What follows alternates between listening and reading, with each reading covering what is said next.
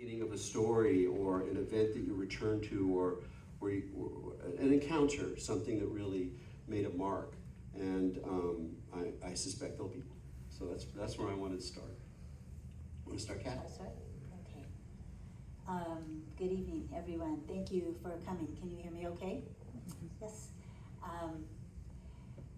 Thanks, Erik. That was a nice introduction. And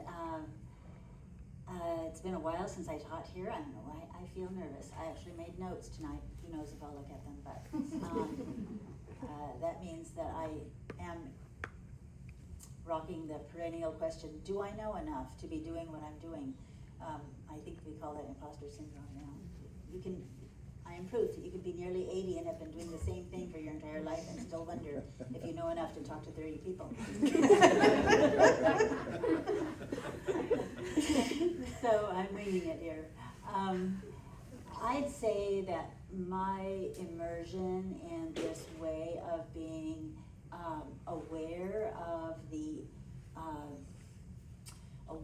the awareness that it surrounds us, that surrounded me, began when I was a really young child. And as few of you know, I was fortunate to grow up pretty much in nature on one of the Channel Islands off Southern California, and with parents who were really embedded in that. So ocean and land, outside the world. No, we didn't own a car. The kids had free reign. Both parents worked, and it was safe and it was wild. And so it was just an amazing immersion in nature and the interactions between nature, between the different aspects of it. And I do remember a number of specific kind of turning points when I was young. I don't know why, it sounds really poetic, but I just remember the smell and feel of the dirt on my feet. That is like a touchstone for me. There's a number of touchstones that I identify with memory of awareness in the past. And when we talk a little bit about technique later, that's one thing I might return to. But like, if there are moments in my life when I have found myself suddenly like ultra aware, then I don't know why, I just always had the instinct, like, remember exactly how this feels. This will be very useful to you. And then returning to that awareness, to that memory of awareness, is a way back, even in another place with totally different, life awareness around you. And so that feel and smell of the dirt on my bare feet, and similarly with the ocean and all that was alive in it, and that sense of then being less embodied because you're floating in a liquid that everything else is floating in. We had what are called the undersea gardens on the leeward side of Kathleen Island, and the glass bottom boats. That was my family's,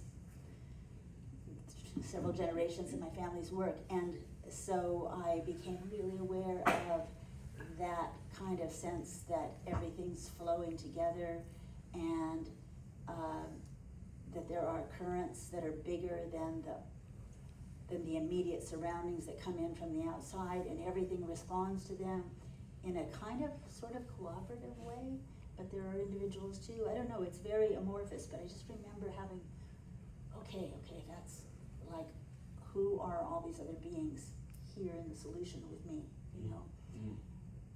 Mm-hmm. And then I think there are a number of episodes like that going through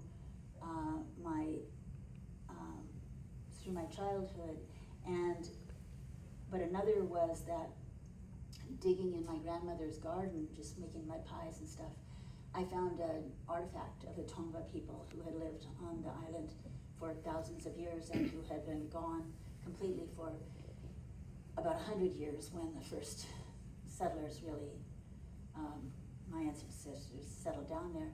And to find that object and realize it, I knew the kind of stone it was, so I knew where on the island they had quarried the stone and then made the tool, and then the people had held it and then that they'd used it, and there it was in my grandmother's garden, and just holding it was just so potent. So that cast me into a long time, oh, this is just a chapter in a very long story, and I'm in this moment in it, and their awareness is in this place too. So those are just a few points, but of like different ways of being among what I see as like the layered awareness of many species.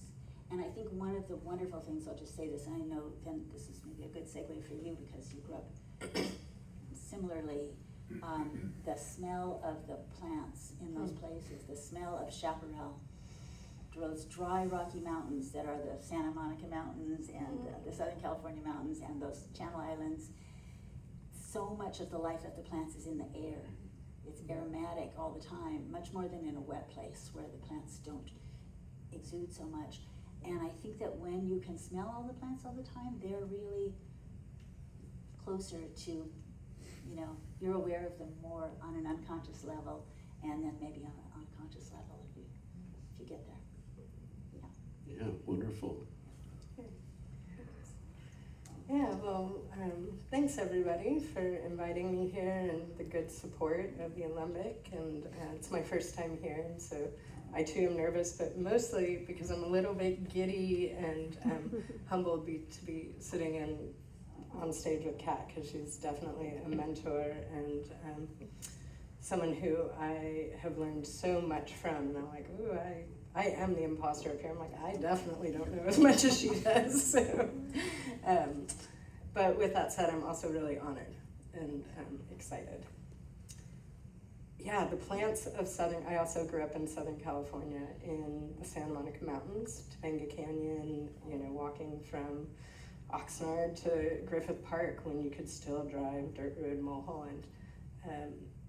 And when I decided to move to Northern California, I live in Occidental now, I actually brought a bunch of those plants with me because I was like, I cannot live in this, like, what are these tree things without my plants? So I brought them, they're loving it and hardy and just good medicinals. But I would say, so for me, my parents divorced when I was very young. I was only 3, and my father and his stepmother, my stepmother, lived in the Topanga Canyon, Dirt Road, Mulholland area, and my mom was in Santa Monica, and it was still a time where, like, one, they were very preoccupied in their drama, so I didn't have a ton of supervision. I was an only child, and I roamed far and wide in Santa Monica. You know, my mom would be mortified, but we would jump from apartment top building to apartment top building, you know, because we're like, oh, no one's telling us we can't. And we built tree houses in other people's trees. And it was a time of not a lot of supervision. And when I wasn't in Santa Monica doing those things, I was literally wandering in the chaparral of the Santa Monica Mountains. And what's so interesting is I walk there now and I'm like, oh, poison oak, oh, rattlesnake, oh, you know, all these hazards. But as a child, I had no idea. And my parents were from the south side of Chicago, so they had no idea, which is probably a blessing. But it was where I found a lot of solace. And then a few years later, my mom moved to Florida, and simultaneously my dad was diagnosed with cancer and was dying. And so whatever parental kind of normalcy that was expected, or that stability, did not exist. And my stability was found in the trees. Like, I would climb the oak trees. I didn't know it at the time, but there was a mulberry tree in our backyard where my dad lived, and I could actually perch on the top of that tree and see into the different neighbors' houses and look around. But those trees were always there, and they didn't waver and they didn't move. And I remember just having such deep affinity for those trees. And so I think that was very early on. The more than human world was very consistent and safe, and was my place of security, literally security. And I was thinking, just listening to you, that human element also came in, because when my mom left, she said, I might not be with you, but we are always connected. And as a young child, I didn't actually question that. I was like, oh, well, what does that mean? She's like, oh no, our hearts are always connected. I can always feel you.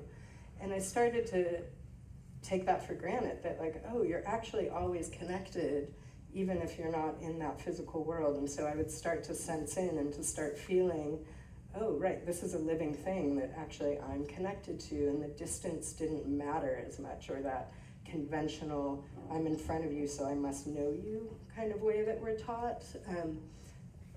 You know, the boundaries of that expanded really far, and she was in Florida and I was in California, and so probably to stop my heart from breaking, I had to trust that. You know, it was that, whether it was magical thinking or not, I don't know, but it has since proven out over and over and over again in my life that we are all connected, and that I often am feeling and leaning into things that might not be explainable, but then, you know, your friend calls you as you're thinking about them and you haven't talked to them in a year.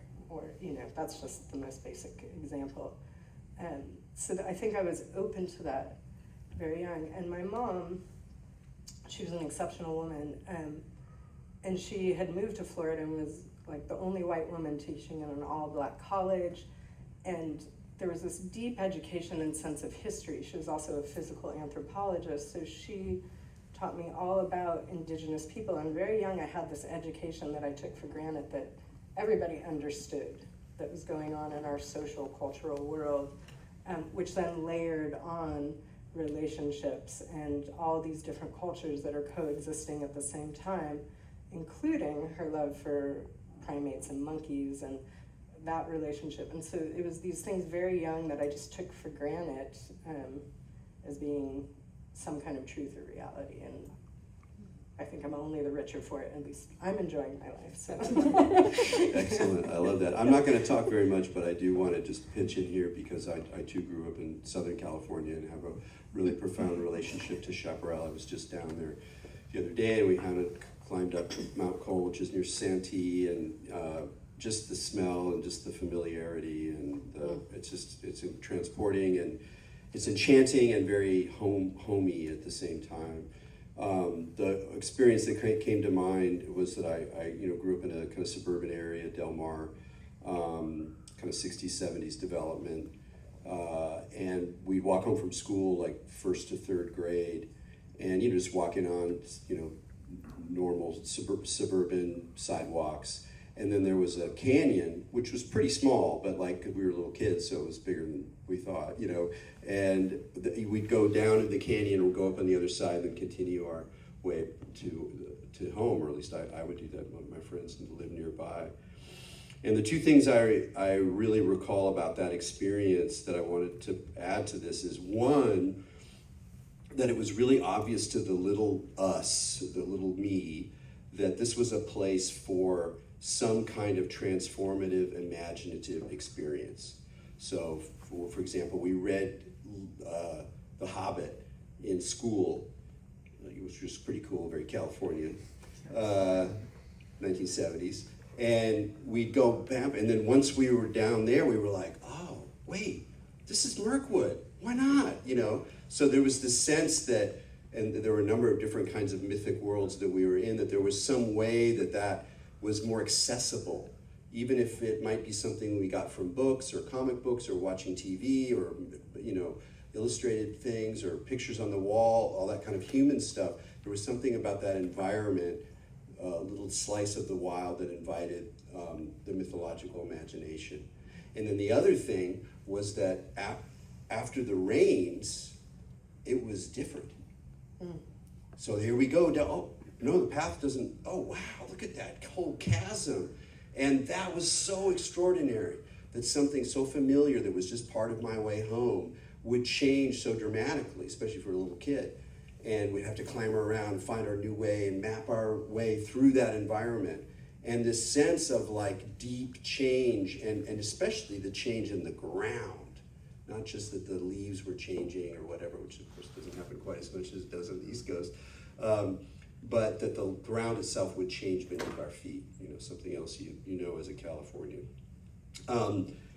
So one of the things I picked up in what you were talking about, both your stories, is something about a quality of awareness as well as elements of emotion and the relationship there. And so kind of, I guess maybe the way I would point this now is like, there's sort of an idea, certainly in psychedelics, where you can have these big experiences where you suddenly see the interconnection of everything, and that this transformative experience, it is hoped, will then transform the way you are in the world or how you see things going forward. It is hoped. But there is something to be said for big experiences, unusual, extraordinary experiences occasioned by any manner of something or nothing, or grace, or compound, or plant, or story, or emotional peak, that offers a window into a different way of being and seeing in the more than other than human world, that has lasting power. And so I wanted to ask both of you about big experiences that really shifted the plane, or maybe almost like those experiences you can't really come back from, that you've seen something and that's it. There's a shift in the overall perspective. So hopefully that will inspire something. Yes, let's see. I'm thinking, should I go chronologically? Or,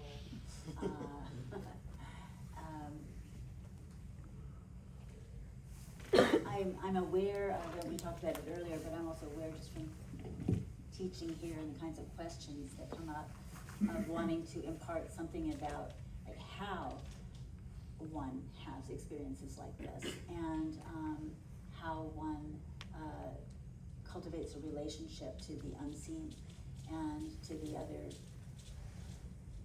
beings. And I think rather than just trying to say it over and over, I'm just going to clarify right now. This is not really quite working here, is it? I'll just hold it a minute. That my sense of, if I'm summing up at this point, my sense of like what, if I kind of jump ahead? Yes. What is what we're calling tonight, at least, animism. I mean, even animism, it's these labels are so confining of such amorphous ideas and experiences, and they are also theories, and they come out of our observation of often other people's experience, not even our own. So, animism, meaning everything is animated and in relationship to everything else, some kind of communication or presence. How I think of it, the way the symbol words that I use for it, they're the most useful to me, is that every life form and many not apparent life forms like stones and places and bodies of water and things like that have an awareness. And awareness is kind of a field, sort of like the aromatic field around a sage plant, And so our awarenesses meet each other. That's what I began to work to tune into, is how to let my awareness, which I imagine as a larger area than my body, but not a huge area, but it meets the awareness of something else. And sometimes it does it without me seeing it or knowing it. And then I sense that. That's kind of what sensing something's here. I think partly growing up around dangers like rattlesnakes, poison oak, which you've written about, but rattlesnakes are more, the unexpected. If you grew up in rattlesnake country, you learn to have. Yeah, totally. It's not just an eye, it's not even just listening for the rattle, because that means you're already, in danger, but it's just an awareness. And you can almost feel it like a crackling in the air or something if there's a rattlesnake nearby. And so that is like danger. I found when I worked a number of times in the Amazon, danger and knowing that you're walking through a jungle trail where the vines look like snakes and the snakes look like vines, that you have to be like on 100% awareness all the time. And that awareness means you notice all kinds of things you'd miss otherwise, wonderful things too. So then I was like, oh, fear is such a good teacher of the awareness of other presences, So so now you know how I think of it as awareness. And so that, I would say that I had in my 40s, on my second long trip back to the Amazon, Peruvian Amazon and Ecuadorian on that trip, that's when that late in my both career of living and of taking psychedelics and of being a plant person, I was already into my early 40s when I really completely got interactive conversation that all of this is, between eras, between body forms, between ancestors, human and animal, between plants and all of their different dreams they're having, and how those dreams are dreaming on other dreams, and how those can affect us. And when we begin to read that, how overwhelming it can be, until you then learn to narrow your filter. It's kind of like the first day of going to kindergarten. Suddenly there are a whole lot of 5-year-olds, and you don't know any of them, and it's just thrilling and overwhelming and kind of too much. And then you learn who you work with and like that. And so there were experiences where I was shown by an old woman I was working with, indigenous Peruvian woman. We were pressing plants, making herbarium specimens, doing botany, and she just was really tuned in to when plants are signaling you that they want your attention.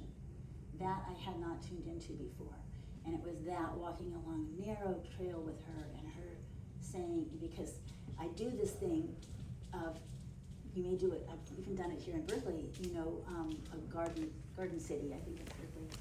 But when you're walking along the residential streets, and everybody's got these wonderful gardens tumbling out over their little fences and all that, and you just touch a leaf once in a while, or you just stop and lean over and smell. You don't even break your conversation if you're walking with someone, or you're noticing. She said, they're noticing you, they just called you. So when something calls you and you're moved to just touch that leaf and feel it, then stop and pay attention. That's always a communication, stop and pay attention. And if you want to pay a deeper attention, then take a leaf, as I had just bent over to a log with all these plants just draped out everywhere. And there was a plant with little tiny sort of succulent leaves on it, draped over a log. I don't know why I bent over and touched that one. And then I stood up and I was like, oh. And she just like, carry on. It was just interesting that it was succulent. And then she said, no, it called to you, so ask it for a leaf and take that and put that on your forehead and on your temples right here. Just rub that little leaf a little bit. Step off the trail, because you don't want to get your thoughts combined with anyone else who's walked on this trail, human or animal. So step off the trail, snakes, and over there, and then tune in. Close your eyes and just tune in to why that plant just tapped you on the shoulder. And so then I did, and then I had a whole image appeared, it just arose. And this is where it gets tricky with communication with other species, I think, or with receiving communication, is that's what you want to be doing. They know more than we do. You should just receive communication most of the time. Don't tell them things live. We're not ready for that. But receiving, you have to be really careful not to desire an outcome and put it there. Mm-hmm. It's like a kind of very passive visualization where you allow something to arise and you don't shape it. It isn't connected to your desires. It's a kind of deep listening. It's often imagistic, but not necessarily. It might be some other form of message. And so I did, in that case, I had an image, I had a feeling of sadness, but not tragedy. There were tears. I told her that. And, the plant was crying, and I told her that. And she interpreted it for me, and she said, then she just turned and she said, everything here is doing that. Everything. And I have to say, I spent a few weeks there, and it was very busy after that, because then I was just like, whoa, that is a lot of leaves to be like, and they're all doing it to each other. And of course, I already knew, because I'd taken enough psychedelics, that we were just a really tiny little single species among all those other species. So that was one of my epiphanies. And then I have another epiphany that's kind of more outrageous, but maybe I'll save that for after. Okay. Oh, outrageous epiphanies.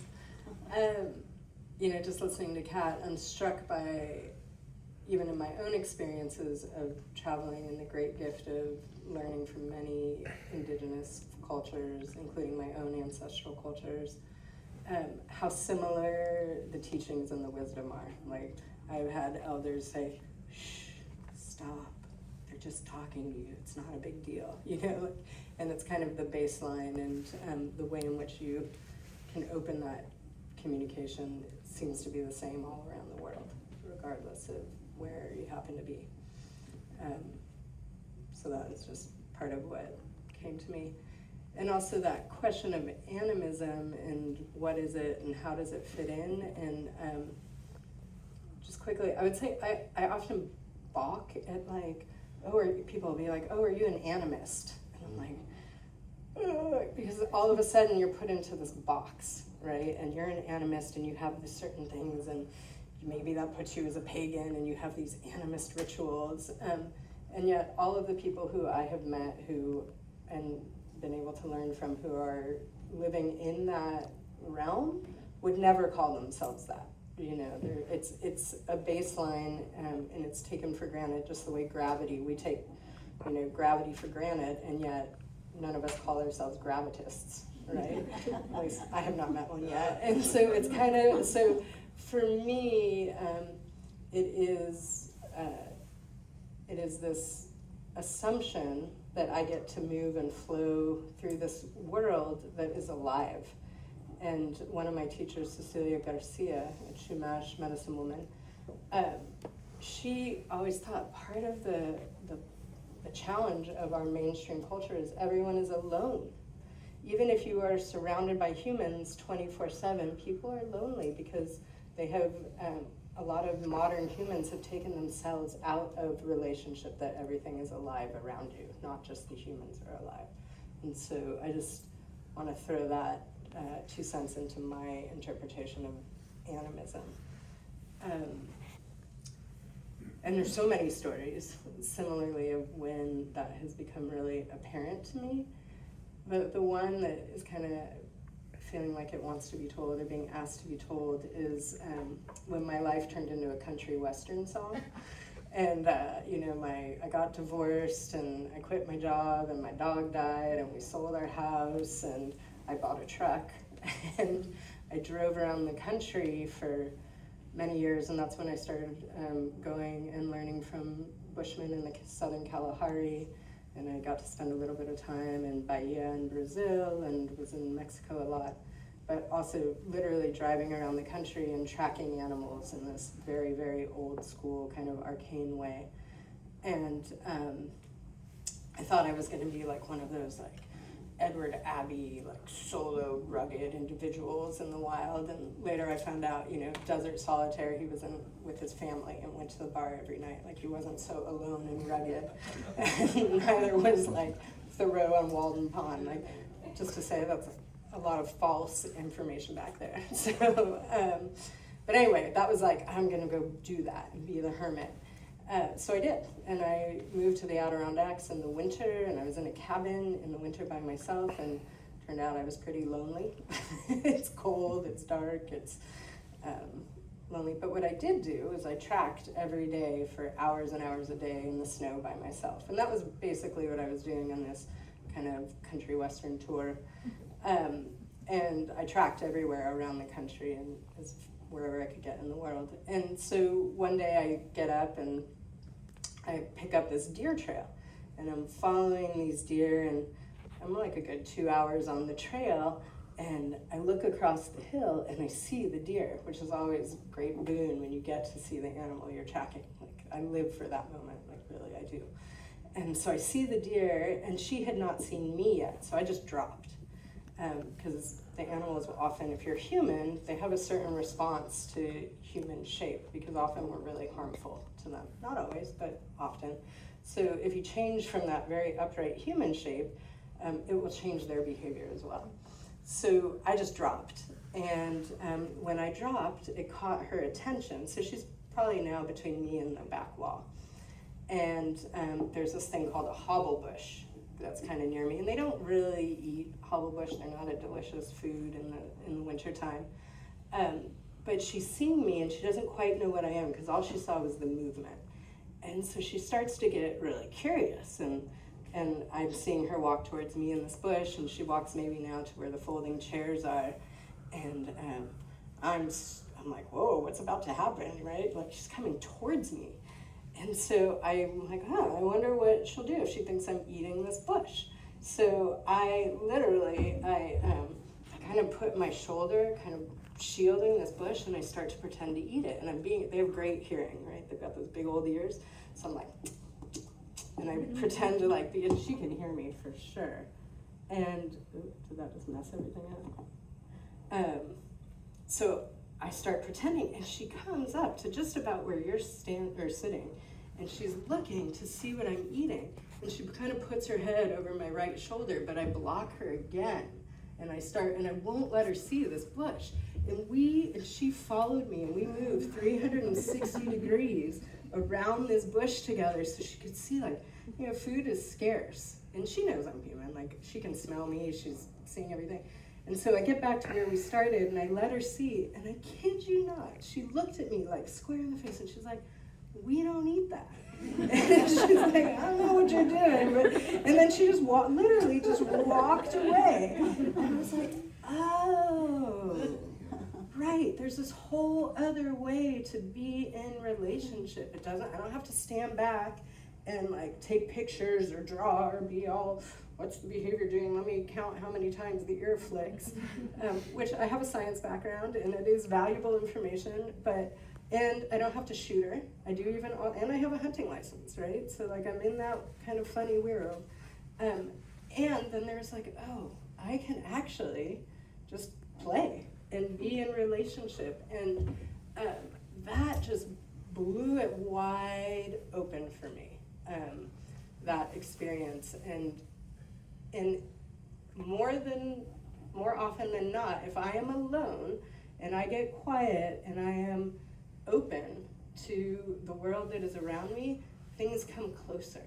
They're curious. They want to know. Like, they're like, oh, you kind of look like a human, but you're definitely not acting like a human. So what is this? And there is this old memory in my own body that kicks in. Like, I know how to do this, right? I know how to be in relationship. And they, whoever they may be, whether it's the plants or animals or fungus or whomever is talking to you in your world at that time, they know how to find you then, right? Because it's not cluttered with whatever dogma has been imprinted on you to not be your authentic self. And I mean, I have dozens and dozens of stories like that. And I think when I was a child, that was happening all the time, and I just didn't even question it or think about it, right? Because no one told me no one was paying attention to me because they were all caught up in their world. So, but we get kicked out of it by my degree and by books you read or the image of Edward Abbey or whatever it is. And it's remarkable out there, and it's happening everywhere. Like, I grew up in Los Angeles and parking lots. I taught in Compton and Watts. I've worked at Lake Merritt and in Oakland, and these relationships are happening everywhere all the time. And even walking into this place for the first time, I slowed down, and I did, and I was like, oh, what is alive around me? And sometimes, I'll practice. I'm like, I'll be in a bar somewhere, and I'm like, oh, right, this bar top is wood. This is a tree, right? And it's a long way from the tree, but it's still a tree. And so as far as the practice goes, and part of your question was, so my practice is, where is that point of connection for me to come back into what something is in its authentic self, right? Whether it's me or the person who's sitting the human who's sitting next to me, or the floor, right? So. Yeah, wonderful. Yeah, it's worth reflecting a little bit on the term animism. We owe it to the 19th century, to dead white guys in the UK, and they have a problem, which is like, what do they, as colonialism's now all over the globe, and there's all this goods and lore and encounters that are coming back, experiences that are coming back. What do we do with all these people? There's something like religion. It seems like other people have something like religion. Well, we got to categorize it. So we'll call it animism when you believe in that there's spirits everywhere, right? And then they put this in a sequence. So first you go through the animist phase, And then there's the religious phase where things are more like Christianity. And then we get to science, which is what we are. And so there's this like kind of ridiculous ordered progression. So for a long time, animism as a term was just like, leave it alone. It's just so freighted with like this problematic history. But over the last couple of decades, people, in anthropology, using anthropology, outside of anthropology, inside indigenous communities, inside all sorts of communities, are kind of bringing it back in a way, but it still has that edge. Like, we're not really sure if this is quite the right term, but it's still a live term. It's worth engaging with for that reason. When I'm thinking about that series, one of the things that I would note about you two and about other people that I've known, I'm particularly thinking about a number of ethnobotanists that I know, some of whom you know, is the way in which there's this profound and really unusual relationship between the kind of modes of knowing and awareness that you were just describing, which are pretty out for most people in the modern West. Talking to plants, hearing messages, getting images in your head, tuning in, communicating with wild animals in a totally playful way. It's just like, whoa, this is out. But you're also deeply committed to and conversant with the practices and analytic approaches and knowledge acquisition of science. And so I would love to hear you, try to talk about the relationship, whether it's in your own mind, whether it's in your practice, how a commitment to scientific understanding, to botany, to ethology, all the sort of sciences that can support an ecological view, how that relates to the invitation for a larger view that has to leave some of that analytic stuff behind in order to come to fruition. You want to go on? Yeah, please do. I do, as I sort of implied earlier, wrestle a little bit with labeling and containing anything that uncontainable. But I do like to think that using, animus, this animating the life enacting spirit in whatever it may be, is useful. It's useful for us in the moment, and it's good to know. We should know, if we're adopting that term into lives that didn't have it before, that it has some historical freight to it, so just as you just explained. And I think, before I give you, really answer your question, I am not conversant yet in the alternate terms that are being suggested by other white European intellectuals, like our friend Peter with the unpronounceable name. Will you say his name? Oh, man. Oh, no, you can't say it No, either. I can't say Okay, it. dear Peter, professor of psychedelics at Exeter University. Sorry, we don't know how to say your name. That's so embarrassing. But he, yes, it's hyphenated and they're both unpronounceable. But anyway, he says that he prefers and has I think a very well developed argument for using the term panpsychism, because that is what he thinks, and he has evidence and people behind him, is really going on. But as I understand it, and I don't understand it very well, so I'm just sort of sprinkling this out here, and you can look it up if you'd like to pursue it more, that panpsychism is the belief, the assertion that there is consciousness in everything. That it is not so like packaged into beings or into species, and that animism implies that things are either inanimate or they're animate, and the animate will be plants and animals and fungi and humans as a kind of animal, but it might also be a particular boulder up there in Tilden Park, or there could be elemental parts of the world that are animated as well. That part gets fuzzier. I think that we're, it gets complicated for me to think about, and I do want to do more study on this for sure. When I think about like the Polynesian, I've lived in Hawaii a lot, and I've studied Polynesian worldview, and just been on, you know, the volcano and in the ocean and with Hawaiians, and absorbed a lot. And I see that their belief that comes from the whole Pacific migrations. The terms we know are used all the way back over the 4,000 years that they've been crossing the Pacific, island group by island group. They're similar, and the term mana, M-A-N-A with one N, means like the power of awareness, basically, or of historical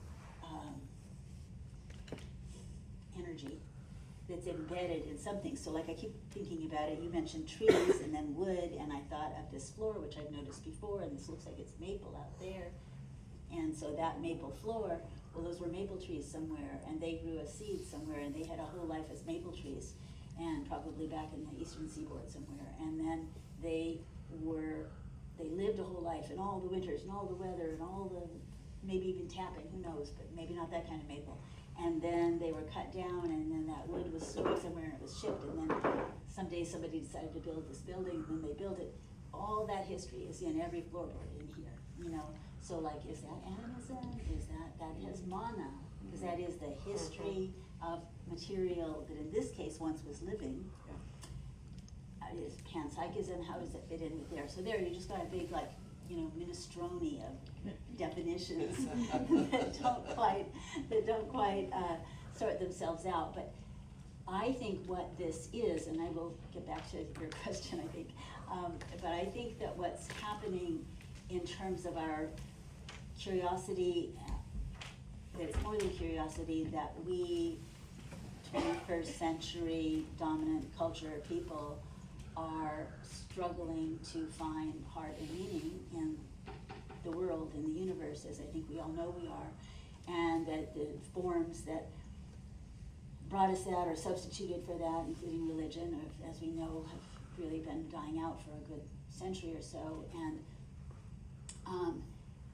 many of us are informed by psychedelics, and that just like blew the definitions off, you know, and yet this aliveness, this hunger for aliveness and for communication and for understanding where is our role as a speck in this cosmos and how much of this cosmos is alive, what does that even mean, all that is like getting stronger.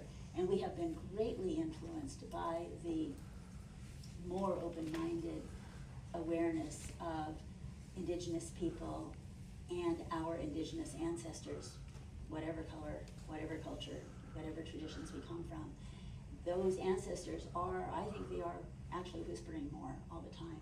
Because I think, you know, Dire Straits, the voices that were like, let's see what they do. They're now saying, let's see if we can poke them and see if we can wake them up and see if we can help ourselves remember that we are all working together, all these species, but all people also to, you know, to cherish life, to foster life, to not turn it all into a desert of meaninglessness, you know. And so we're working with these terms because we are learning. We're in an early learning phase of what does it mean to be alive in a living universe. So that's why we're struggling with these terms. What worked for me, to address your question, I think, in terms of, let's see, it was about putting together bridging the science and the concrete and the spirit and the experience, is when I was in and out of college as a young traveler. I was more a traveler than I was a student. I was working my way through both. And I'd come back and do a semester or two of school every so often. And I just accumulated as many itinerant students do, more art units than anything else. And so then I just kept getting more into art. And when I had to finish up all my science credits, I found a very old I thought he was ancient. Now I realize he's not nearly as old as I am now, but he seemed ancient then. I was about 20, and he was a about to retire biologist who had a great fondness for biological illustration, for drawing really perfectly accurate ink drawings of plants and animals. He was really good. And he took me on as like a after-school student, sort of, you know. And I got my science units by studying with him, doing biological illustration, and mostly went into plants. And that taught me plant form and the observation of plant form and the function of those forms. Why is the leaf turned that way? What does a fringed leaf do as opposed to a smooth leaf? What, you know, why are some symmetrical and others are not? Like all this, what is the name of each of those features in the back of the leaf, you know? Beginning to get into plant families, and then I went and finished art school, and I kept traveling, and I hooked up with a couple of people who used Latin names, and that was the first time I thought, oh, okay, I'd already been traveling in Mexico and North Africa and all kinds of places and talked to people about their plants in their language, but I hadn't really put it together how important the naming was. And then I got into Latin and scientific terminology, and I found that really useful. I really encourage people. I think it kind of still is considered part of the empire or something, you know, because, you know, it's true, imperialists came along and laid a system of naming over all the taxonomies of the world. Every culture, every tribe on the planet of humans has had a language for their plants and animals that are perfectly 100%. tuned into their worldview. Yep. And in fact are the way altogether that language describes their worldview. That's exactly what it's doing. A language is a taxonomy of what you think is real, you know.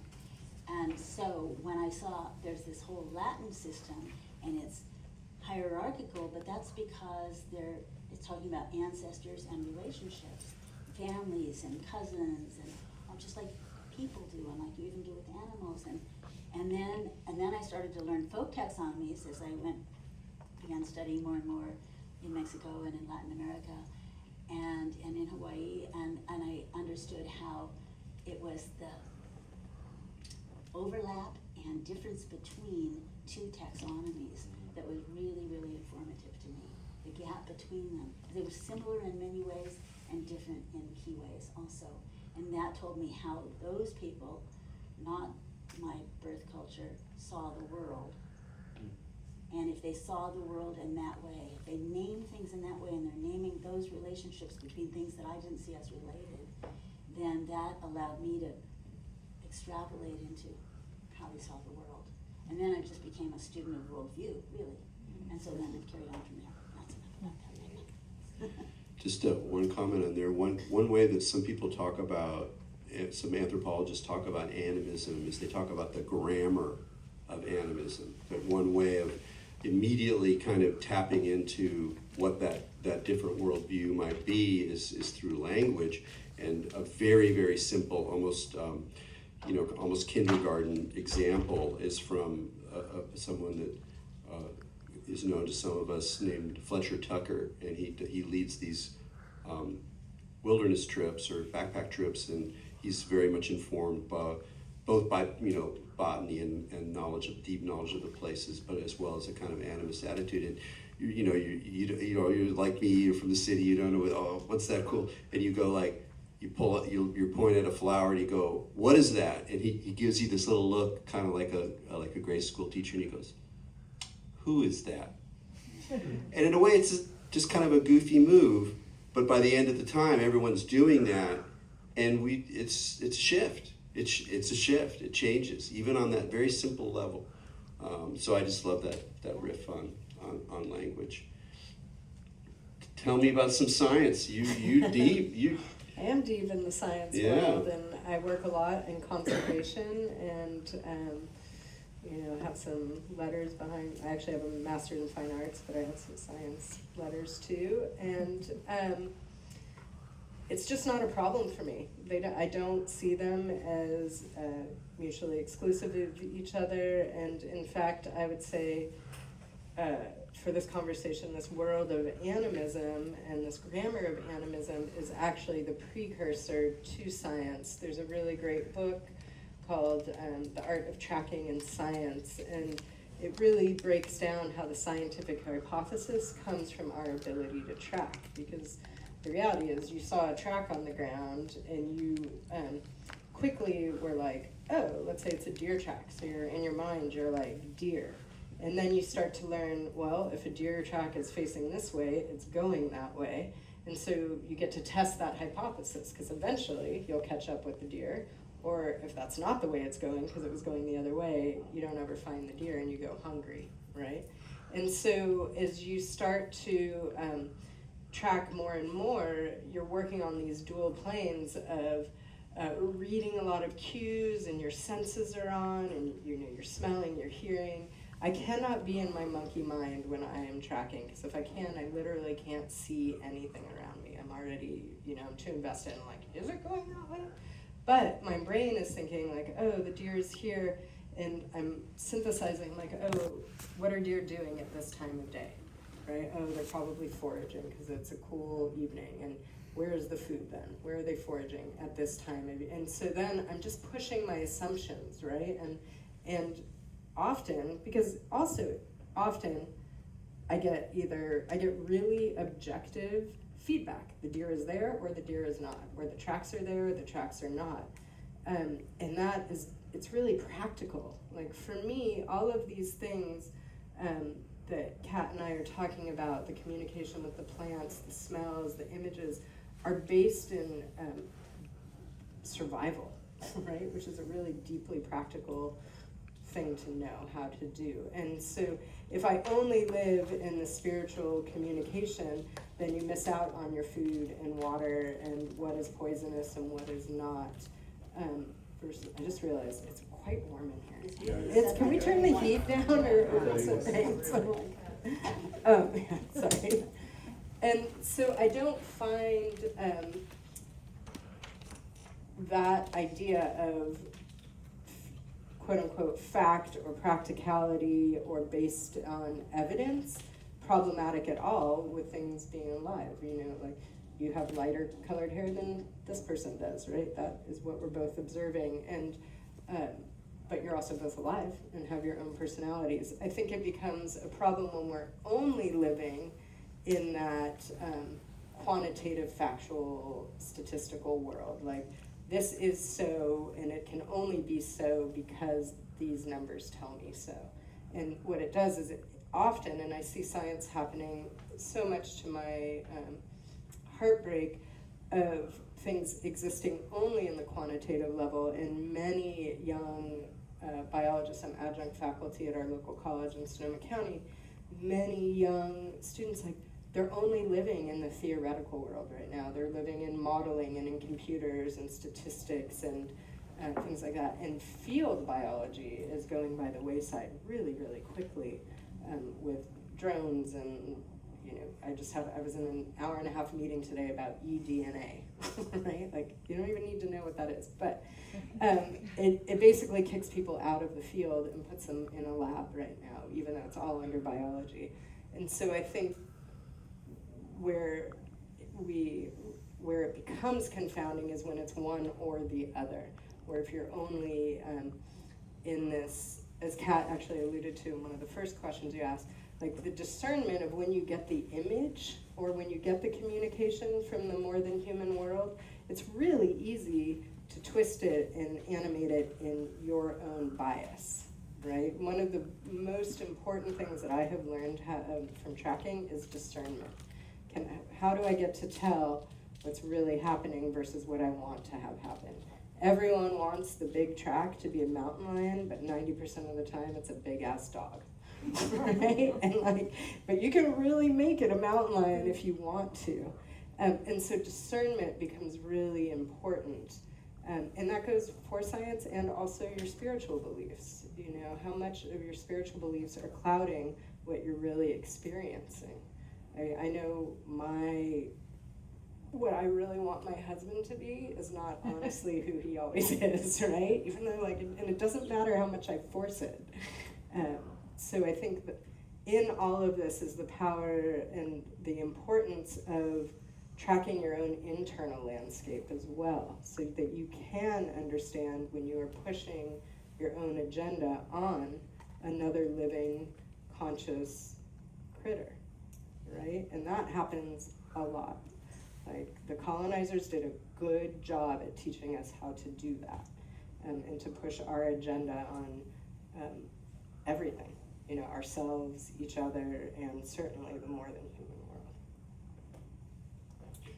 Well, so we've been doing this format where I ask one question and each I can answer it. Do you want to ask Kat questions or something, or do you want to? You don't have to. I got more, but I'm just I'm trying to break it up. I need a minute to think about that. Yeah. And maybe the audience has questions for Well, you. no, we'll get there soon. But the other thing I have something immediate right now. Yeah, that's fine. If you got one? No, I said okay. no. Well, I think that one of then what I would ask again to both of you, because you've had the opportunity and the blessing, and you know you've created your own luck in many ways of being able to work with really extraordinary indigenous teachers and plant people, and you know it's always a strange kind of it's a difficult thing to talk about in a lot of ways because there's so much history and so much projection, and there's a kind of inchoate, often pretty naive kind of projection on the outside of indigenous wisdom is this, if they're even paid attention to. So either people over here just like or whatever, that's just old stuff, it doesn't matter anymore. But then there's a whole zone of people who are really projecting, but it's also kind of distorting and creates a lot of kind of problems. I'm not really sure exactly the specific thing that I want to ask, but it has something to do with reflections on your journey of actually creating relationship over time, tutelage over time, learning, being in situations, recognizing the politics of it, like how the appeal or the power of indigenous cosmologies, how that has sort of refined itself through your long experience of working with actual people.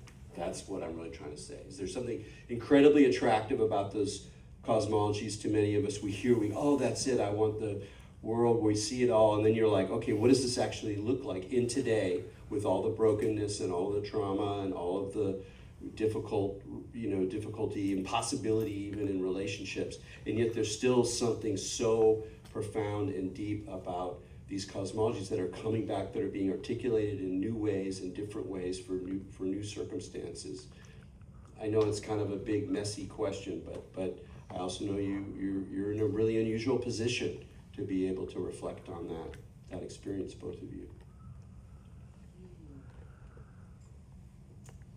I'm happy to. Oh, do you want to go ahead? No. Because there's just this one thing that perhaps had my dad not died when I was so young, it wouldn't have stuck with me.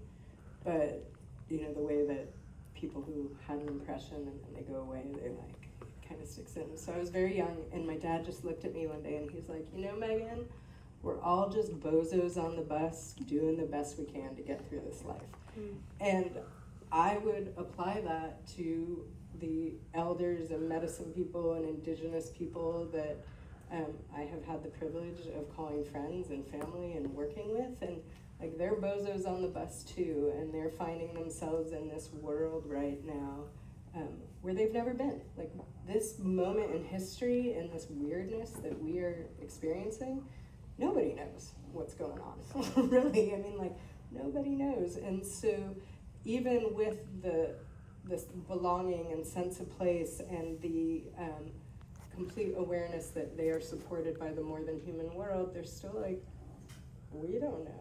I was out tracking with the Bushmen, and this is the longest human culture in one place on the planet, right? We're talking 150,000 plus years in the Kalahari, and we're out tracking, and we get on this track, and I'm like, I have no idea what it is, and they're looking at it, and I'm like, and they all just collectively look at me, and they're like, You know, we don't know what's going on. And then we just moved on, and they didn't get hung up on that they didn't know what it was.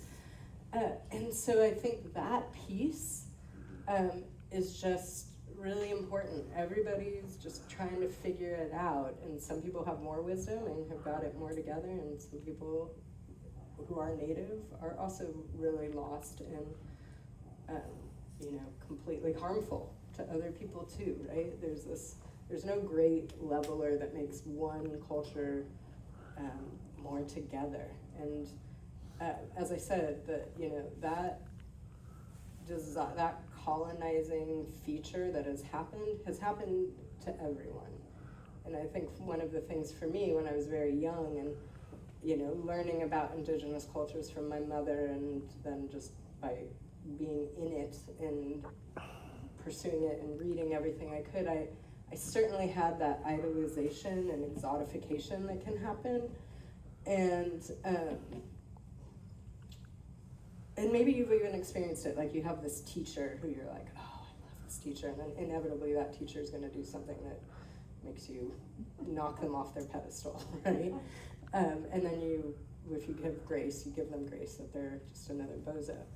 And so in working with so many different cultures, and I work a lot with Native American tribes right now and Bushmen, and I'm also working in Ireland and bringing that ancestral culture up.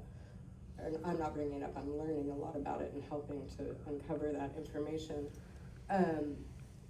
You just see that all of that trauma has happened there too, and they have trauma responses, they have health, they have a legacy, and they're carrying it, and I think that just really helps to not, to honor and respect and not idolize. That's a slippery slope when you start to put somebody up on a pedestal. Wonderful. And I'll just say one more thing, sorry, Kat, was that it's up to me to knock myself off a pedestal anyone chooses to put me on, right? And that's really has been a huge practice of my own. Like, it's easy to be like, and so it's really important that I continue to knock myself off. Thanks. Yes, I too have been very close to really loved people. I'm part of a network of Mazatec clan, a large extended family in Mexico. The elder, the patriarch of that family, died 2 years ago at the age of 98, and he was my good friend and teacher, and now I'm carrying on with the 3 generations, soon to be 4 generations beneath him, as they go through all the changes of the 21st century. And they're just one group, but they're the group that I have stuck with the longest and had the most, witnessed the most struggles as they meet the world,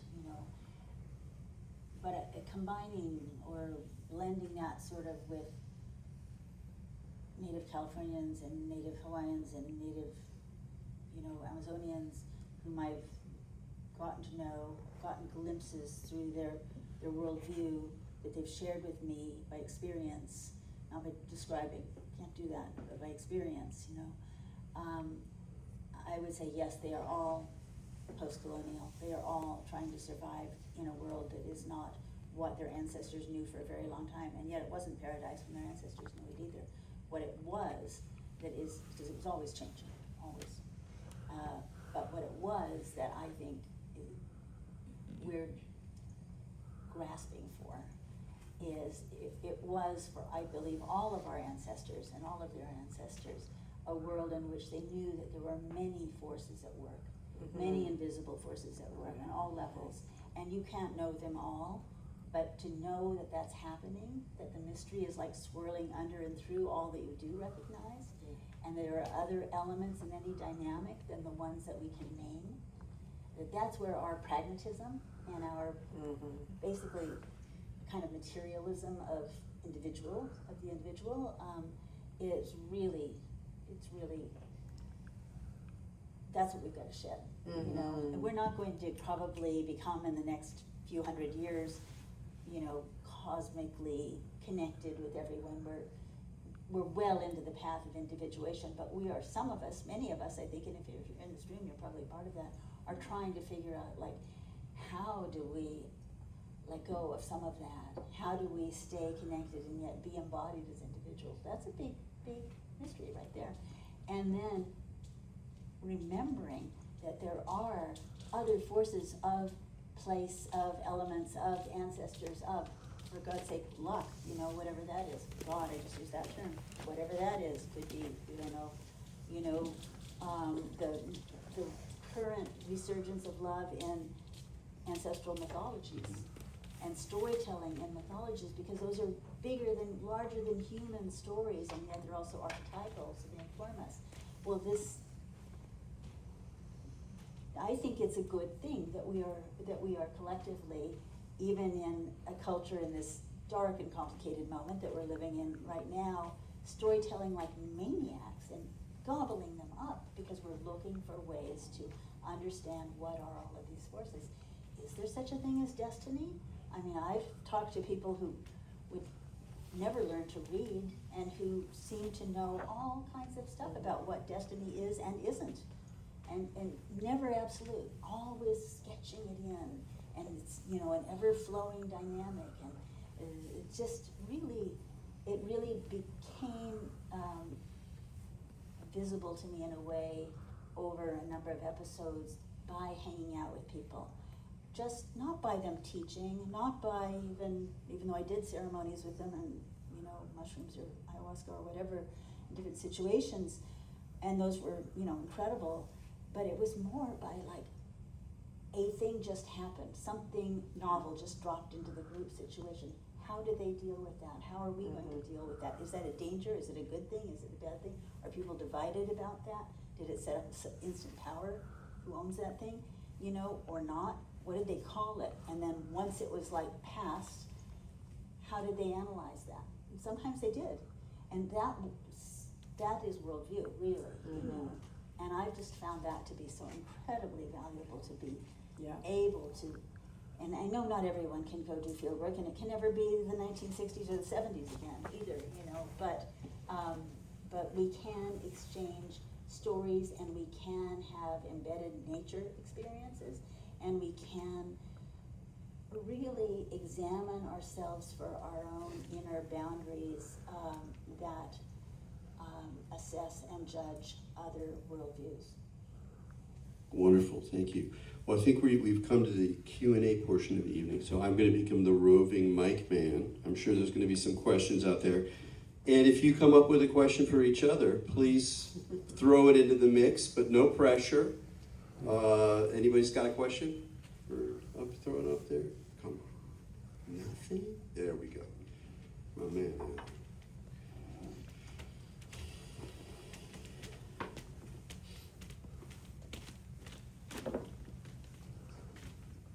So I'm interested in how you reanimate animism, I guess. When I was an undergraduate, centuries ago, I had to be a major in something, so I picked psychology, and I walk into a course, and it's B.F. Skinner, who says, well, we used to assume trees and locations had personalities, and we had to depersonalize that in order to progress, so we need to depersonalize persons in order to progress in psychology, and I'm waiting for somebody to say, that's the stupidest thing I've ever heard. But it should be something we know how to do, right? We could work that backwards. You were talking about it with your husband. You have this model of a personality that's mostly right, and it's a packet of information and feelings and awareness that tells you something. And it's equally valid about a plant. It has our construct of personality is a useful vehicle for understanding things. So and you've been talking about it, but I'd like to hit it as hard as you can. So how do we push back to repersonalize the environment in its various persons? I mean, we should know how to do it. We did it for a couple 100,000 years. It can't be an alien way to think about things. So any further tips or pointers? real briefly, and then you want to say something? Sure. Okay, I think that trying to keep this like somewhat succinct, I think that it's not a verbal or verbalizable exactly process. It's an all senses process. But here's just a very grounded, literally grounded technique that I use, that I discovered because I got a crush on a plant that I didn't know well yet, and I don't know why it really called me, but it made me feel good, and I wanted to be like the plant. That's what I felt. That was my motivation. So that was like not a verbal thing, you know. And so then it's a plant that grows up here. It's now become very well known and popular. It's our native mugwort here, not the European mugwort, but that has its also wonderful properties. But the native Artemisia deglasiana here in Northern California and Central California. And so this is many years ago, and I teaching myself to do kind of what you're saying, you know, I thought just go completely nonverbal. What does that mean if I want to be like that plant? I better go find where that plant seems the happiest of any of them that I've seen out in the wild on some trail somewhere, and sit down on the ground and be really quiet and feel the soil that that plant lives in, and hear the birds that that plant listens to, and hear the sound of water not too far away, and feel the air over a couple of hours. Just be in the aura of the awareness of that plant without any other projections and without any other shoulds or names or desires or anything else, just being. And so empty, and I was literally like up against it, so it's touching me, and I'm on that hard, you know, like late summer earth, and I got so infused by the awareness of that plant that it became, you know, it is absolutely my favorite non-psychedelic plant. I mean, I have other plants. It's one of my very favorite plants, no matter what. But also, I learned then what it did to feel like that plant, and what it did to me, this kind of bottled awareness of the plant was really, really really grounded me, just like that experience of sitting there being that plant, and yet that the scent cleared my mind. Everything just went up, cleared this way, you know. So very mind clearing and very grounding at the same time, which meant open channel, you know. And that scent, to this day, even just talking about the plant, thinking of the scent, I get the same effect. It grounds me, and it opens my mind, and the cap of worries and congestion that we carry, you know, goes away. And so I used the plant. I brought wild ones and planted them on the edge of my little property. It's an edge plant. It doesn't like to be the center of attention. It doesn't like to be out in the middle. And I always grow it. I harvest it every year. I have sometimes brought it to classes. I dry it, and I use it as a smudge sometimes. But mostly I just either think of it or I just touch it, growing or dry. I just touch it and release just that little bit of aroma, and it does the trick. So that is something it's doing to me, but it is doing it to me because I have experienced being that plant. I hope that that's helpful. You can do that. You could each do that. I would suggest doing it alone. It's not really a group activity, because you know, we have our own auras and all that. But right out there in Tilden Park, I just think is a fantastic place. I mean, the botanical gardens right here are amazing too. But I've had profound experiences in Tilden, and I bet a lot of other people did too. If you had a little, like, you know, Google map of profound experiences in the East Bay, just in the East Bay. Profound experience in Tilden. Right, right? And if you haven't, go there and have one. Okay. You Yeah, I too love mugwort, and she's definitely an incredible entry plant into re-enlivening your relationship. Yeah, and around the world, that plant, All the Artemisias. yeah, are just equally revered and found all over. But very similar, and one thing that Kat said, and one thing that I do with all my students, and Fur and Erik just over 10 days did it, is pretty much go and sit still outside every day for as long as you can. And it is profound what will happen. Like, I had a sit spot in the same place that I went to at least 4 times a week, if not every day, for 5 years. And go there and just watch and give yourself permission that maybe that sitting down piece is the most important thing you can do. And I think right now, there's a lot of classes on active witnessing and in civil justice work and such, but you get to now actively witness probably the most oppressed species on the planet. Is the more than human world, really, right? Like, if we really want to talk about torture and submission and all of that, it's the more than human world.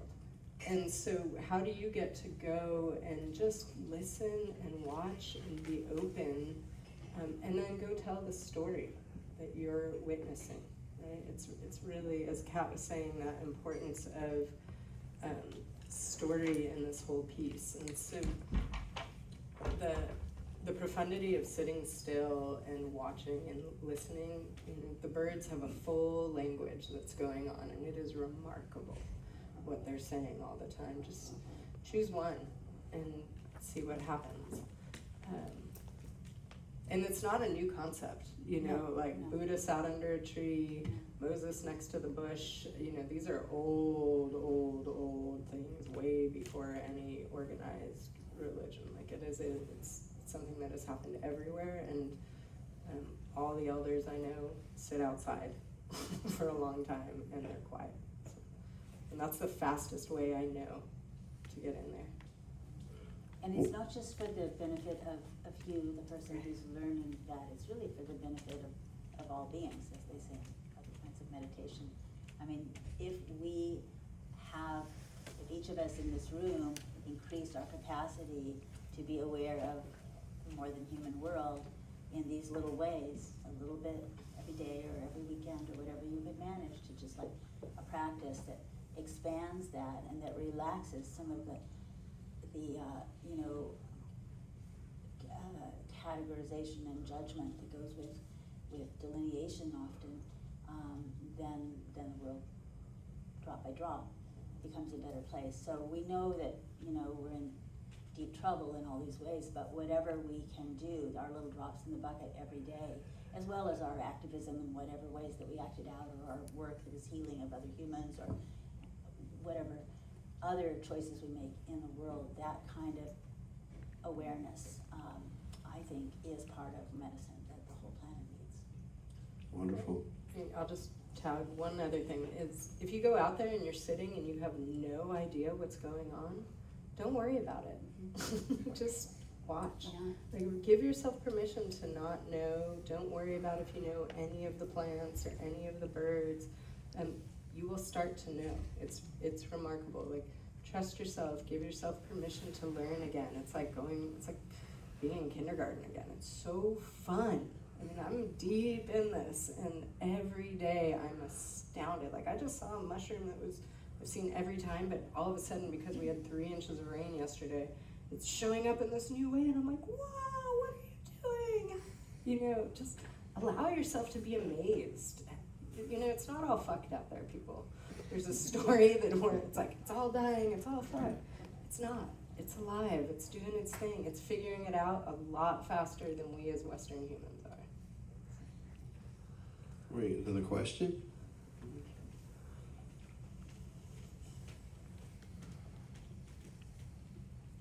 I hope this, oh god, that's very loud. I hope this question will be sensible, but I was struck when we were talking about the possibility of panpsychism versus animism and sort of assumed animate versus inanimate. duality, and I guess I'm wondering if we assume something more akin to panpsychism, that everything, every material is somehow imbued with something like aliveness or consciousness. I guess I'm trying to understand how we could consider death. Is there anything that's like an entropic force in the universe? And I was also thinking about the example with like the wooden counter. I mean, is that latent energy? Is that somehow a harm that's being enacted on a living form? I guess I'm just trying to think through what that force is.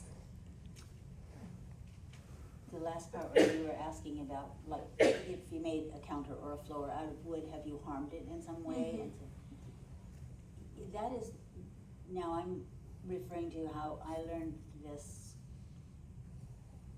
experience, feeling concept of mana from Polynesian friends, and I have the sense that in that way of thinking, and I think we can probably even find in our own, each in our own backgrounds, that there's an acceptance that people make things. It's part of what being human is.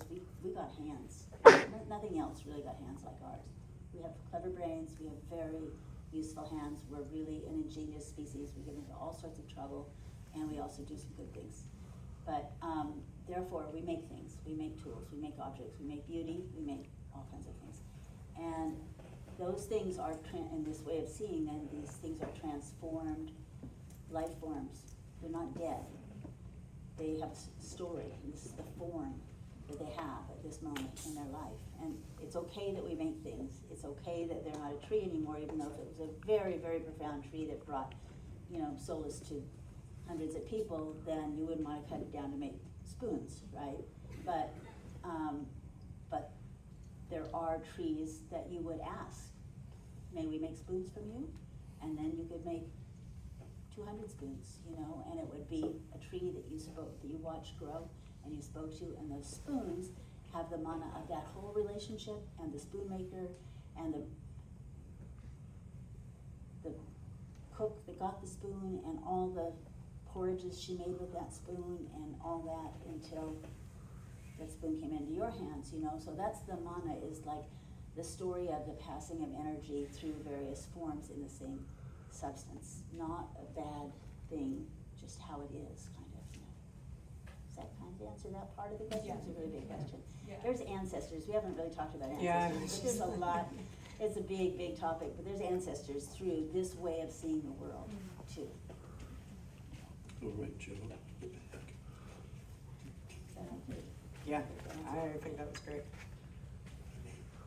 don't have anything to add there. One thing I noticed, I know there's no perfect culture in the world, whatever perfect would mean anyway. But one thing I was impressed by Japan when I traveled there in Honshu was that, you have this culture that's very urban, or has a lot of urbanity. Tokyo is one of the biggest cities in the world. And, a lot of technology, of course. Japan's always been affiliated since the post-war era with technology. But the Shinto religion is still strong. And, they believe that the trees all have kami. And to this day, the mahogany can't be harvested without direct permission from the emperor. And he's the chief priest of the Shinto religion. And I found that very interesting. And I think, I've also practiced Zazen. And that is Japanese, a form of Zen practice. And I think you can have a very urban, noisy world that's very complex and difficult to understand. And our techniques for understanding or feeling the natural world. I mean, here in the Bay Area, you could be in downtown Oakland, but within a half hour, if you have a vehicle or a bicycle, you could be in a green zone. And there's still some, I guess I would call them in the East Coast primeval redwood forests still here in the hills. So I think it's kind of our job as alienated Westerners maybe to try to find what our techniques are, to try to dial in, because we're kind of under so much pressure not to do it naturally, because you always have to be paying attention to bills, and even now it's worse than it's ever been, because I'm looking at email at work and then another email will pop up, and I'm constantly having distractions and my cell phone will go off, and I have to pay attention to that, and I just have to turn it off, turn it over. Well, not now, I cannot have the buzz. So So I like what you were saying about touching the plant or just sitting, and you get this sense of the natural world or the non-human consciousness, because I think it's real. But I think we live in such a noisy place that sometimes you have to consciously seek that engagement. Mhm. Thank you. I have, just in the last few months, 4 of my family members, close family members, have traveled in 2 different trips to Japan. And then I just came back from Hawaii, and friends there had just been to Japan. All of them, it was their first time there. And everybody said something similar to what you said. It's just like, wow, how do they manage to have cities, maybe not Tokyo, that's so big and so intense, but from Kyoto on down through the other cities that have like, kind of like the tiniest, stillest sanctuaries of space and nature communication woven right through their daily life and their town life and everything else, so that it's nearby, you don't forget it, it's touchable, it's, you know, easily sensed, and everyone said you should really go there to see how that very thing, how they do that, you know. And I know they have a very strong sense of this thing that Polynesians call mana, the life, the experience of relationships that lives in an object or in a surface, you know, in materials. Thank Yeah, you. I would say I actually have a degree in Japanese history and spent time there and everything. How old are you? I'm older than you. Just look, I've had Botox. But I too was struck by that place and that integration that you're talking about and the quiet that you're talking about. And one of the things why I pursued that when I was in school was I was so struck by the non-duality of Asian culture, which also shows up in all these indigenous cultures, that there's no problem with being in a city and still everything being alive, or that you can be in relationship with nature and still be in a city. Like, one of the things that I appreciated was that you know, opposites coexist and no one questions that, versus here we have this, it's this or it's this. And what I have found in Japan and other places is it can be both. And part of for the last maybe 5 years is yes and we can continue to have that. And I think that is, yes, we can have science and everything can be alive and be in relationship. Yes, you can cut a tree down and still be in good stead and in right relationship with that tree. And they don't necessarily oppose each other. And I think that is part of what's existing there. And the other thing is the aesthetic. Like, indigenous cultures, when they are making things, it is done in reverence and beauty. Like, to craft something is done in beauty because you are cutting a tree down. You do live in this place. Like, I was struck in Japan, the manholes are beautiful. Every manhole for each like neighborhood is specific to that neighborhood, and they're like hand carved and printed, and you're like, wow, this is a manhole to the sewer. So I think there's that aesthetic piece that is also interwoven that we haven't really spoken about, but is equally important in honoring how we get in this world. Okay, big question over here. We're mindful of time. It's a 1:45. You gonna tell your story? I don't know. Ask her to tell her story. Yeah, this one's for Kat, but obviously jump in either way.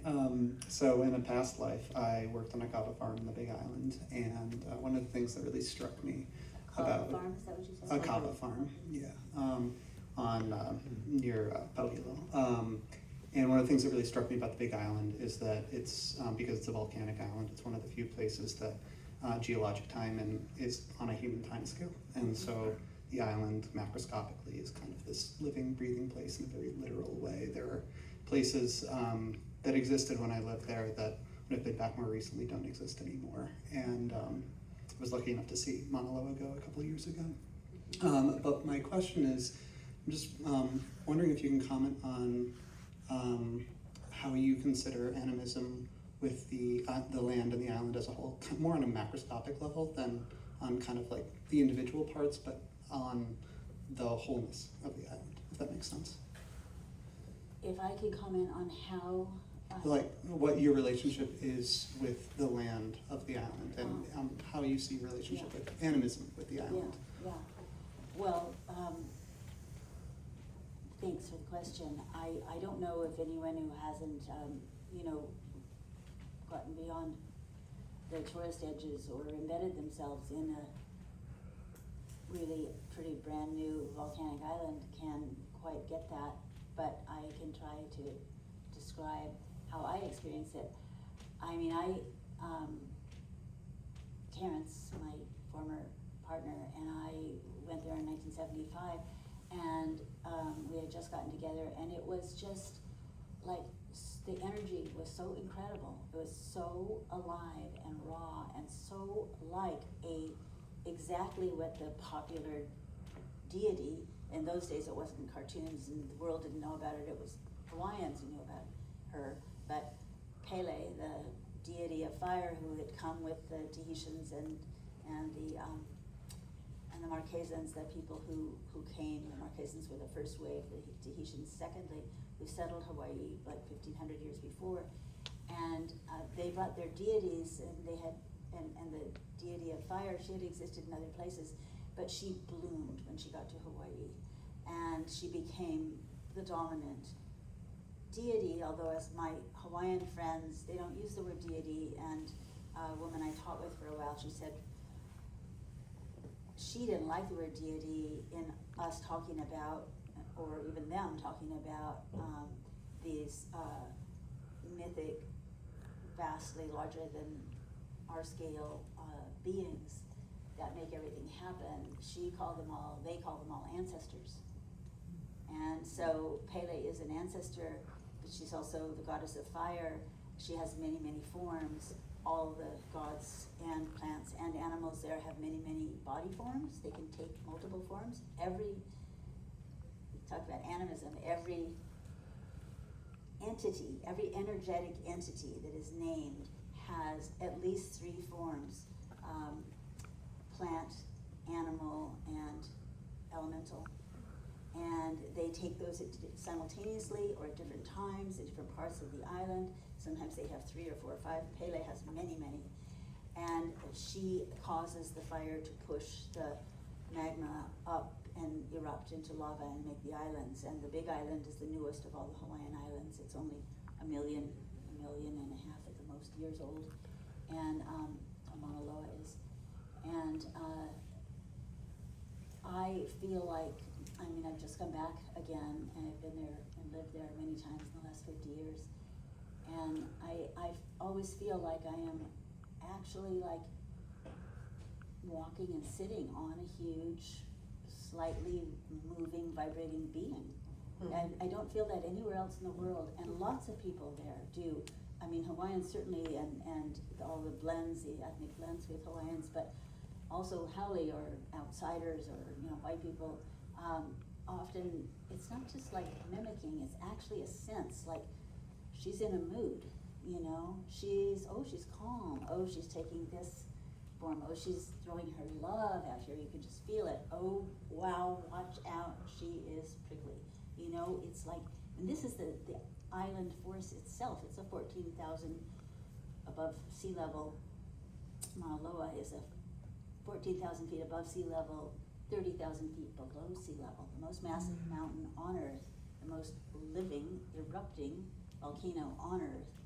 And it is, if you can go there and find yourself off the grid and settle down and maybe get high and sink into that and let yourself stay in that state for some hours, it is a really good experience. There's something you could do, a learning vacation.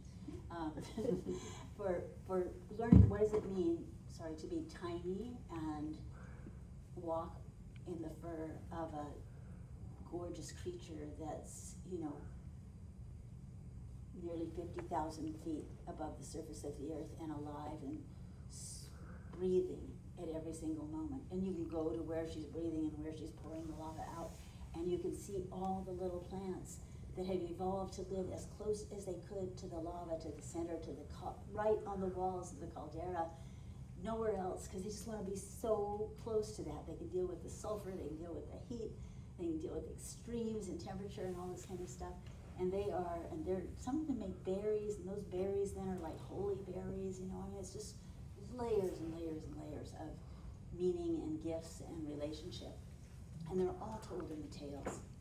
Fortunately, a lot of Hawaiians learned, missionaries gave them an alphabet early on in the colonization, so that was in the very early, in the late 1700s, early 1800s. And and many Hawaiians took to literacy quite readily, and they wrote out their ancient stories in Hawaiian. And then those were set aside, and everybody converted to Christianity of different sorts, and the stories in Hawaiian were set aside. But back in the 1970s, with cultural revitalization and the breath of life coming back into the Hawaiian language, they dug these out and translated them into English, and so now they're published in Hawaiian and English again. And you can read these old stories of how people described the world they lived in several hundred years ago, before they were so deeply affected by, the rest of the world coming in. And it is a wonderful way to observe in poetry a worldview about a very, very vibrant place. And I have to say, taking a psychedelic on that land high up in the forest, or quietly down by the sea, or whatever, is also a really nice experience. I true that. All right, this will be our last question here. Thank you. Speaking of psychedelics, I would love to get your perspective on, what do you think of this growing popularity of plant medicine, in particular psychedelics? And the reason I ask is because I struggle a little bit with that question. As someone who has felt tremendous growth from plant medicine and ayahuasca and mushrooms, I want everybody to try it. But at the same time, I know that there's also shortages and capitalism and a darkness that comes with, the crazy trendiness of it all. It seems from both of your experiences in childhood that it's like not even a necessary step to grow consciousness and that development with that relationship with nature. But yeah, just curious if you have a perspective on, how maybe that should be gifted to humanity. Like before, only the guides and the shamans would take it and not the whole tribe, but now it's like available to everyone. What do you think? If you do, I was gonna say, if that's a bit much at this, we got a few minutes left. You could also veer it into your story. And I say that not because it is a very valid question, but it's also question. It's also really a good monster. We've talked about it a lot. And I am, and I can say this, I am going to schedule soon some more classes here, and that is one thing I'd like to talk about. But also, I do feel that, the cat is out of the bag, and the plants and whatever they're representing, plants and the fungi that shift consciousness in that way, they have a certain amount of, either they have a certain amount of agency, or the ancestors are nudging them and making it seem like they have agency, something like that. But they're doing some work here, and it looks chaotic, and sometimes it gets way out of whack, and humans get all distorted about power and identity, and don't use their truest selves to cut their path with these entities, these ways of being aware. But I didn't always feel as confident as I do now that whatever this sort of semi-chaotic era that we're in, I'm not talking about the business level and the research level, I mean, that's going on, and it's part of the same, I think of it as kind of a fomenting chaos, but the, you know, the vast sweep of the underground and all the different ways that's going and changing all the time, I think it's essential. I know I'm not being very clear because I'd have to go into it in more detail, but I just think that it's essential that they're here and that this is, in the long run, when we look back another 100 or 200 years from now, it's going to look like, phew, at least the psychedelics got out there, for better or for worse at the moment, and to the loss of some beautiful traditions or the pollution of them, but they did this thing that opened up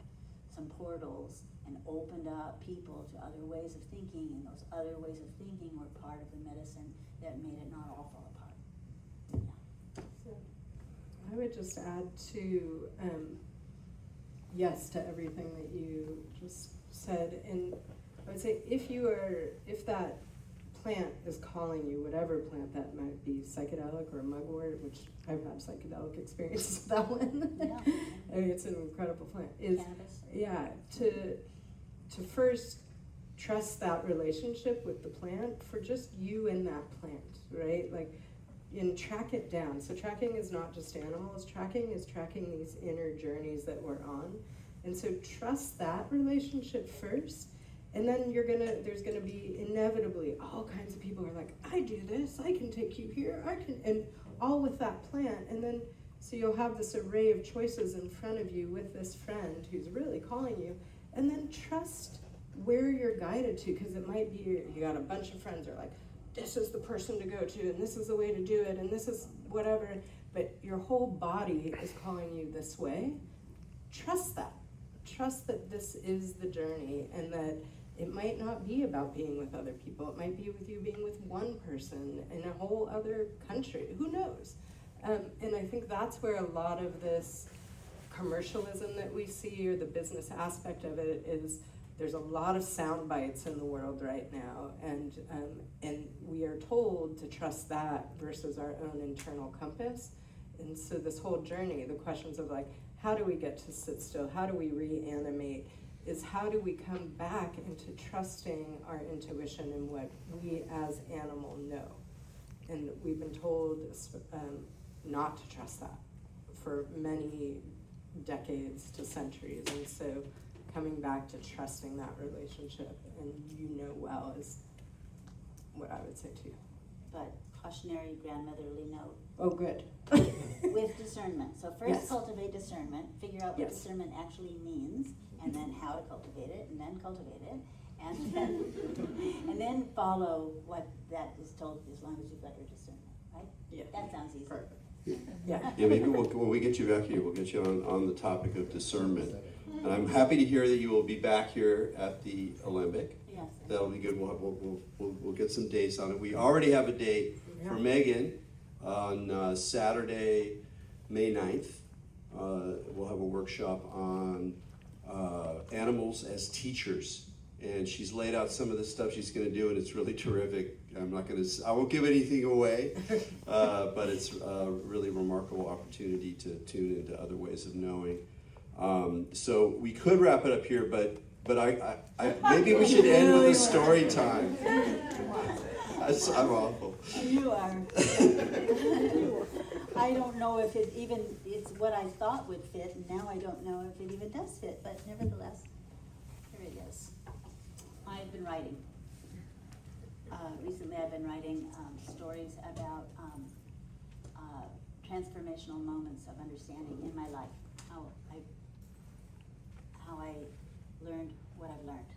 And so this is set in the early 1970s. For me, or perhaps for most of us, the first time I heard the word portal and learned what it meant, or at least what it implied, it was in reference to a place that seemed potent, special, maybe magical. A portal may be a spot where one finds oneself and then discovers that from that spot, that big rock, that special tree, that glen in the forest, there is something that shimmers there. It may be perceived as a feeling, a wobble in the force, an inner hum, or a setting that is unusually still, yet invisible beings come to mind. Perhaps it is a place in which one feels ancestral presence, that people of that terrain had been visiting for hundreds of years or longer. Perhaps it is a view that opens up to the world in a way one has never witnessed before, a doorway or a window, another way of seeing that is all around us. Growing up on my island of childhood, there were places like this, a few. When the 1970s came along and my generation of islanders began taking psychedelics out in nature, we gravitated to such places on the island. We took, alone or with sensitive friends, LSD or mushrooms and sat on earth where we could feel that the native Tongva people had slept or prayed or carved tools and effigies from the island's soapstone. I spent a very long night once in my 20s sitting on the pebbled beach of a cove at the far west end of the island on an expansive dose of acid. I had asked a friend with a boat to drop me off there and then to come back 2 days later to pick me up. I wanted to feel the ancient being whom I had sensed was present in that place. My simple campsite was made up of only a blanket and a tiny camp stove, my pipe, a little tobacco, and some fine marijuana. I settled into the feeling of it as it gradually arose to envelop me. The gentle leeward tide tugged at my toes, the low rhythmic shush of small pebbles rolling back and forth. Wavelets of vibration matched the sea. I asked for the portal to open and let me resonate with the spirit of the island. That was the first time that I experienced the island as a great feminine presence, a being of sorts, her chaparral-draped body curled up on her side, along the ridge of sunken mountains, only the peaks showing above the ocean.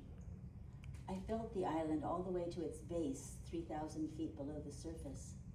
I felt her, the island essence, reclining, watching, dreaming, feeling the four-leggeds and the two-leggeds roam over her body, the winged ones that alit, the fishes and mollusks and sea mammals that encircled her shores.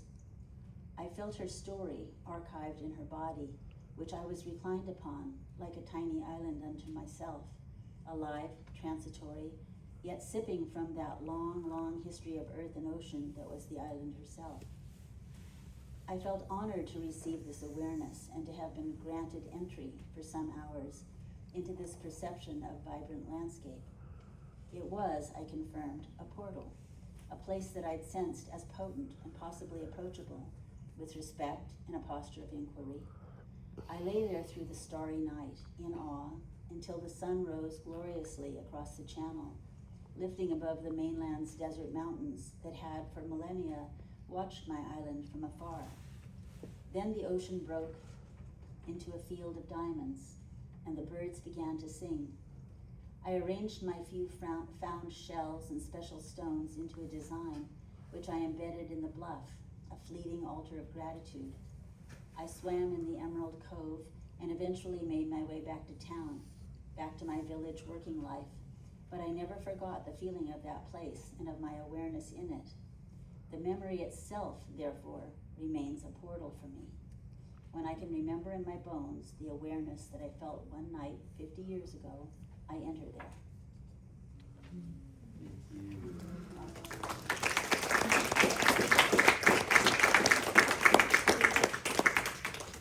All right, thanks everyone.